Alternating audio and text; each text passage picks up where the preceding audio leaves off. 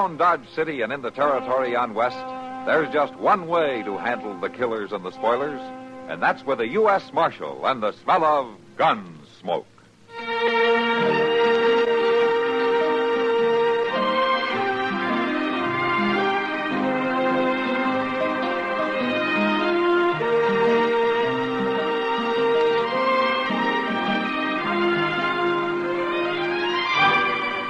Gunsmoke, starring William Conrad, the story of the violence that moved west with young America, and the story of a man who moved with it.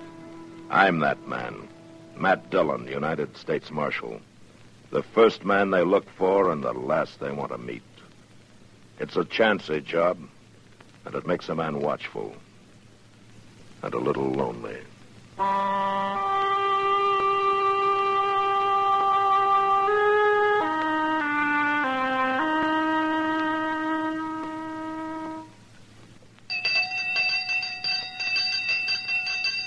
That's the sound of the village school bell, bringing back memories of our childhood when we learned our ABCs.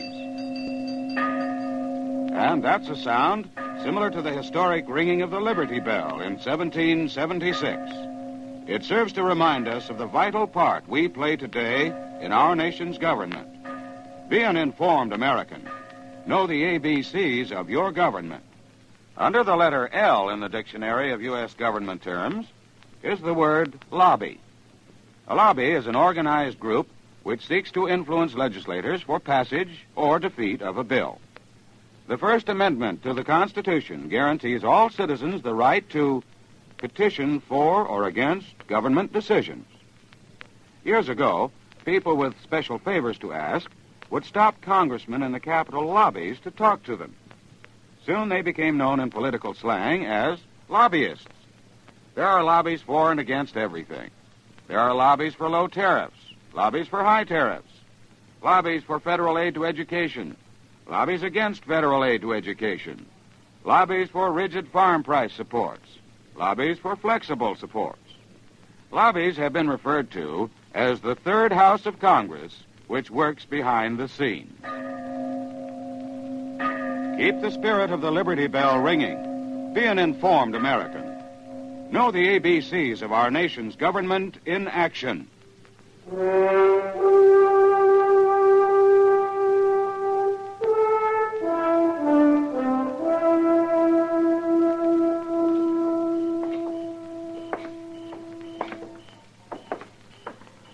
Mr. Dillon, I sure would feel a lot safer if we had Brad Kyler locked up there in jail like his brother. Yeah, so would I, Chester.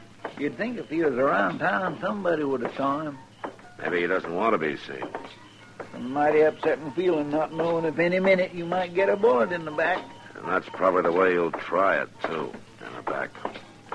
Now, let's take another look in the Long Branch. All right, sure.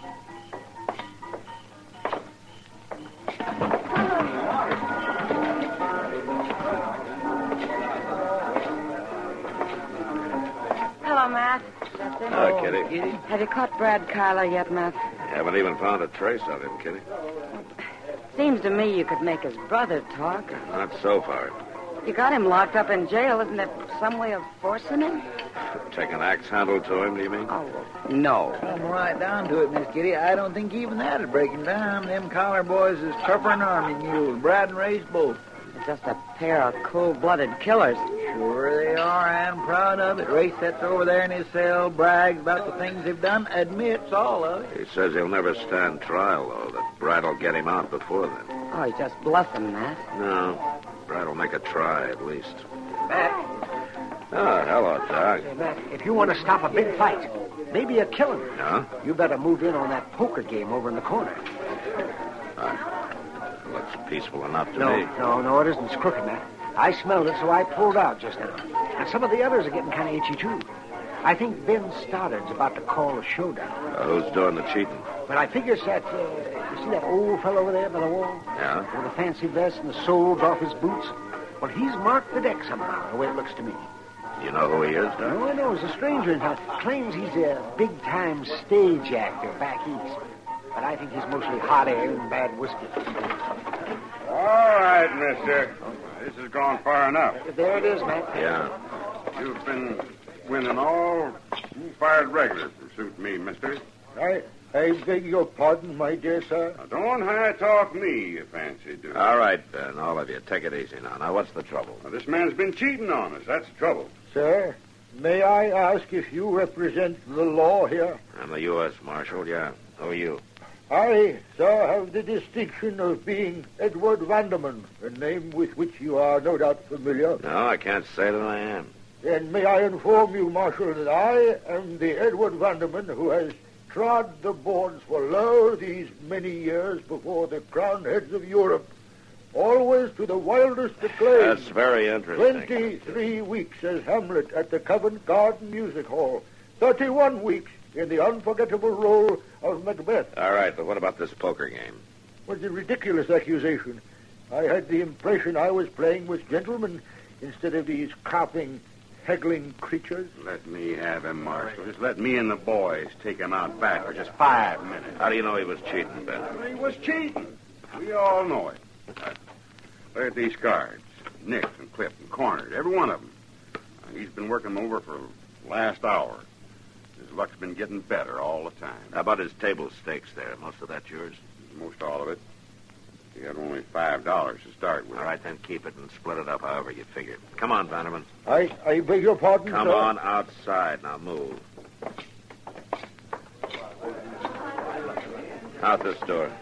Come on, Chester. Yes, sir.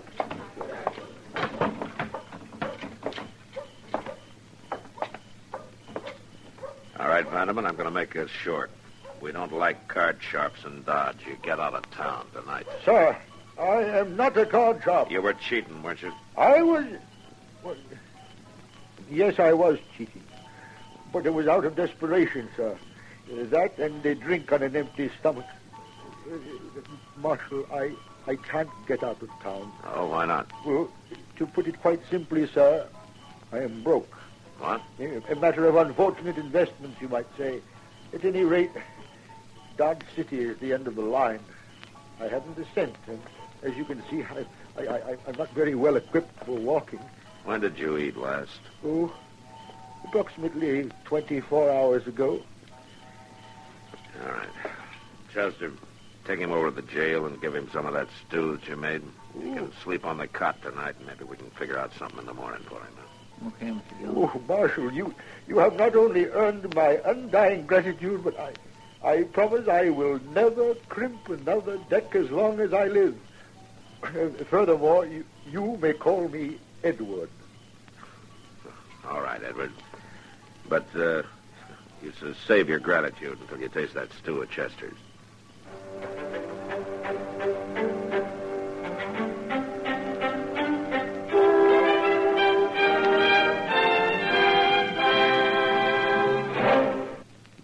Times have changed, and so has the man.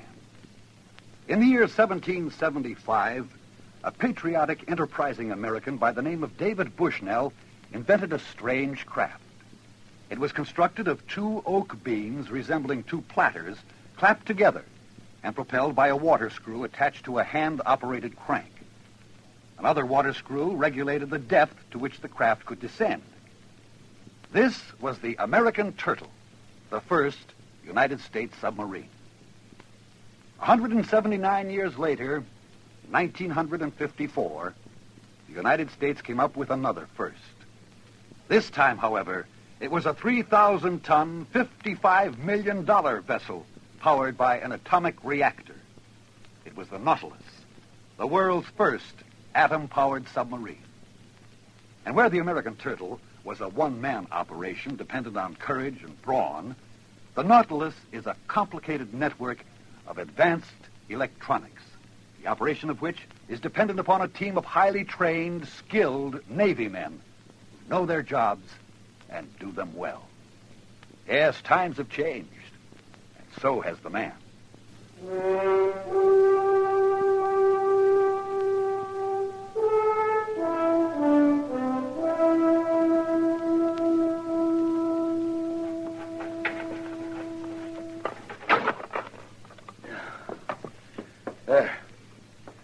Marshal, you've gone clean out of your mind. You think so, Joe? Instead of running that old feller out of town, you stand here and ask me to give him a job. Look, Joe, you need a waiter. You said so yesterday. And where else you going to find one who can fill in as cook if you want to take a morning off now and then? How do I know he can cook? Well, he says he can. Try him out. Well, what have you got to lose? My restaurant, maybe. If he was to take a notion to sell it while my back was turned. Oh, don't you worry about that, Joe. Nobody'd buy it once they got to look at all them cockroaches.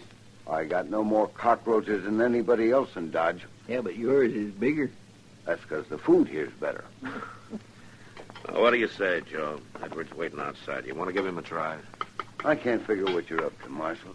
Spending time trying to get some stranger a job ain't got much to do with law enforcement. Well, it might have in the long run. He was broke and desperate. That's why he cheated in that card game.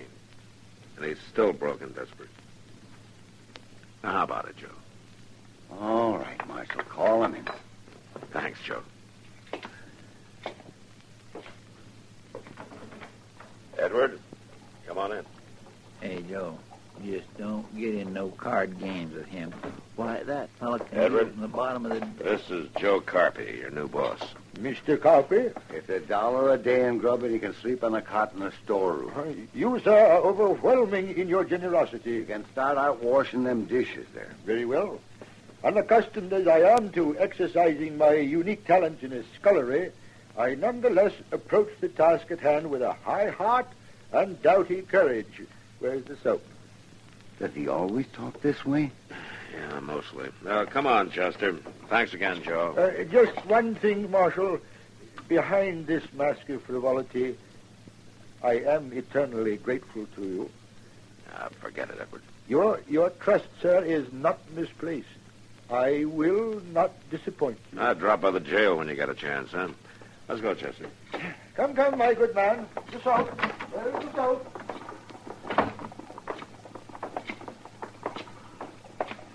What's the matter, Chester? You don't look too happy. Aren't you glad he got the job? Well, yes, sir, but I just suddenly remembered Brad Kyler. You ain't forgot about him, have you? Chester, when a man like Kyler's gunning for you, you don't forget it too easy.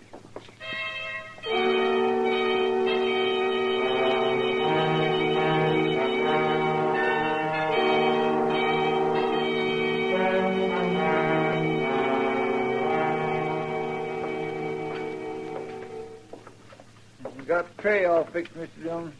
We can take it back to him whenever you're ready. All right, Chester, let's get it over with. I swear it sure ain't much pleasure to fix supper for somebody that don't appreciate it. Race Kyler wouldn't appreciate anything we did for him. You still don't have to be so mean about it. Yeah, being mean's what got him in jail in the first place. Race, here's your supper. What is it? That same slop you've been bringing every night? There. Whatever it is, it's what you get. Take it or leave it. I'll take it. It'd make you too happy if I was to starve. All right, get back away from this cell door.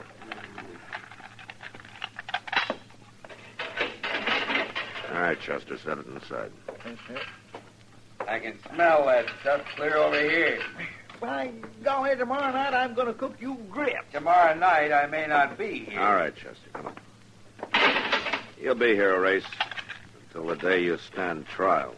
Maybe my brother will have something to say about that. No? Well, he's had plenty of time to say it. What's keeping him? He'll be here. Don't worry. Before we leave town, we're going to get you, Marshal. You do that, Race. Come on, Chester. You'll find out. You just wait. I declare that's the honest human being I ever seen. Yeah.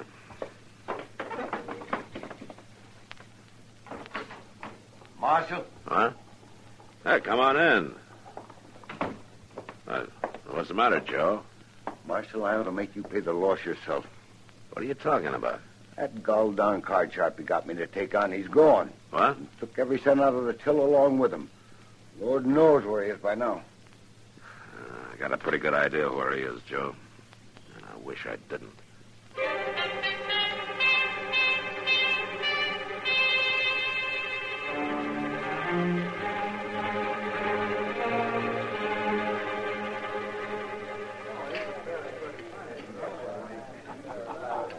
Yeah. Here, Matt. Whooping it up down there by the end of the bar. I see him. He had a few drinks before he came in, and he's had more since. But where'd he get the money, Matt? Stole it Huh? from Joe Carty. Oh, no. After you got him the job? Well, I should have known better, I guess, but I hate to see a man down and out pushed against a wall. I'm sorry, Matt. Well, I'll see you later. No. A toast, gentlemen.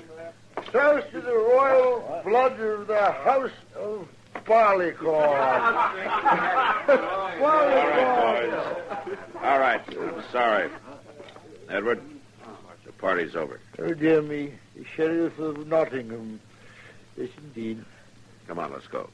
No, wait, Marshal. This is merely a natural misunderstanding which I can explain quite easily if you will only permit me. Don't bother. But I feel it's the least I can do under the circumstances. Only one moment, Marshal. If you will listen to me. All right, let's hear it. I accepted my menial role this morning with proper humility, Marshal. And throughout the long day I labored diligently, conscientiously, gratefully, humbly. Then, as eventide drew nigh, in Master Copy's cupboard, I found a bottle. So? So I looked, I sniffed, I tasted, I imbibed, and morality and ethics were flung to the winds. As I warned you, drink is my weakness. On an empty stomach, so you said. Yes, well, I neglected to add that a precisely similar effect occurs on a full stomach. I'm sorry, Marshal. Come on, let's go. No, wait. I was quite sincere this morning when I promised not to fail your trust, Marshal. Nonetheless, I did fail it.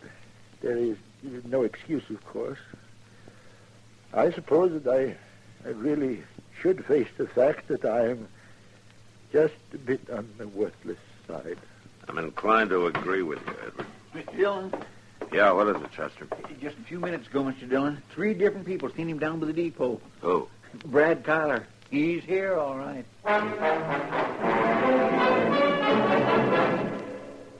This is Dick Sinclair.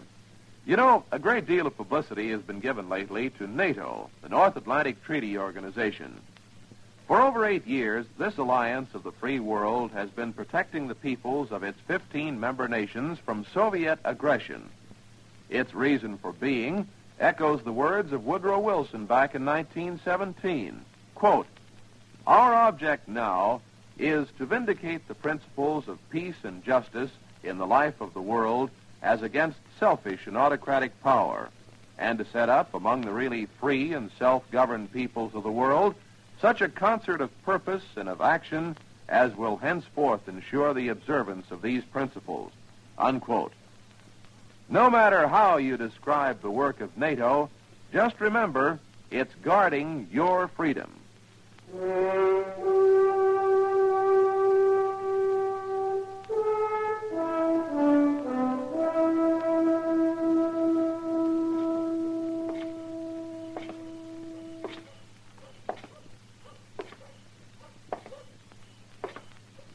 What?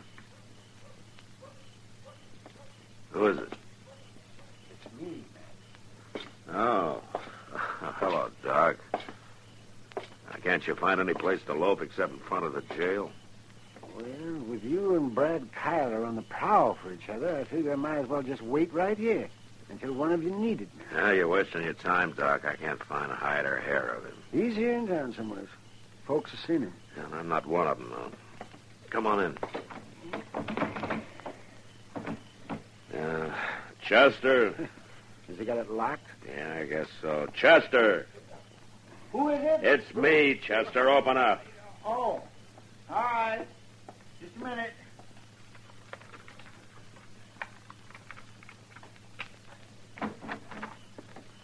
Hello, Doc. Yeah, Chester. Sure am glad to see you, Mr. Dillon. I've been sitting here at this rifle and jumping out of my skin every time an owl hooted. There are no owls this time of year, Chester. Well, I know that, Doc. It's just kindly a... Well,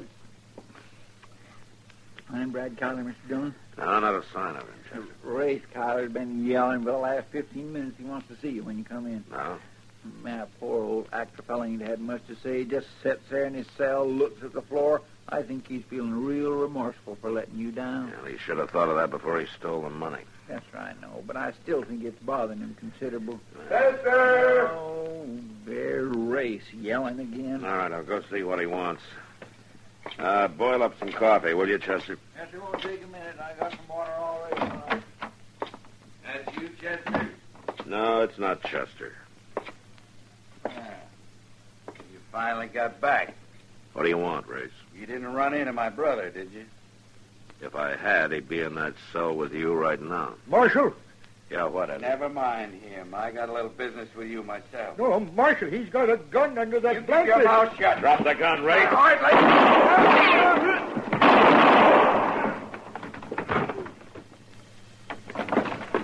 You all right, Mr. Dillon? Yeah, I'm all right, Chester.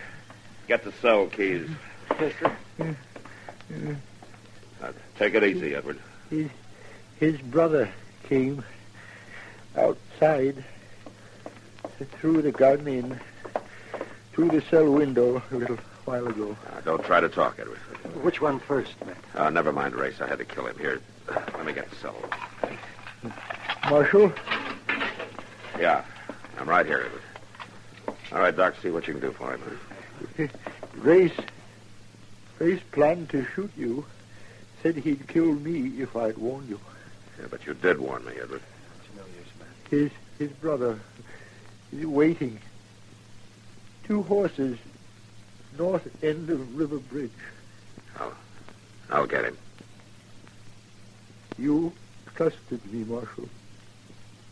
Nobody has for a long time. Funny, never much good at living, but on stage, I was always very good at dying. Death scenes, they were always my best.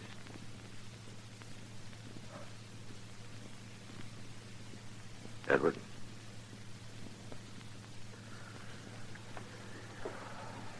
That's it, Matt.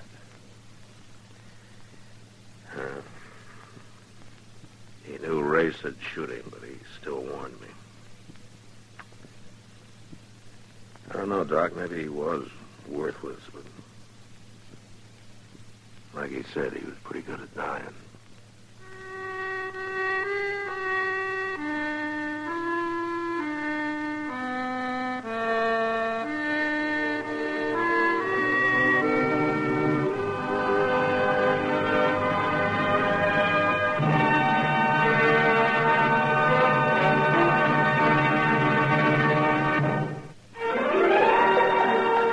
Gunsmoke. Produced and directed by Norman McDonald, stars William Conrad as Matt Dillon, U.S. Marshal. The story was specially written for Gunsmoke by Les Crutchfield, with editorial supervision by John Meston. Featured in the cast were John Daner, Vic Perrin, James Westerfield, and James Nusser. Farley Bear is Chester, Howard McNear is Doc, and Georgia Ellis is Kidder. This is George Walsh inviting you to join us again next week for another story on Gunsmoke. Gunsmoke has come to you through the worldwide facilities of the United States Armed Forces Radio and Television Service.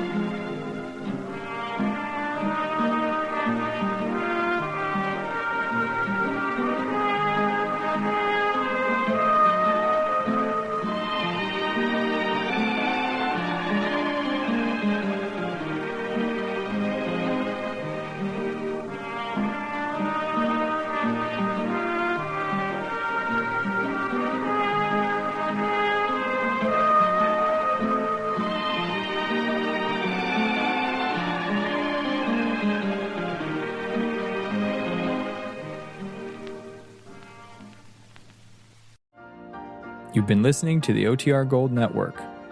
Find more classic radio at otrgold.com.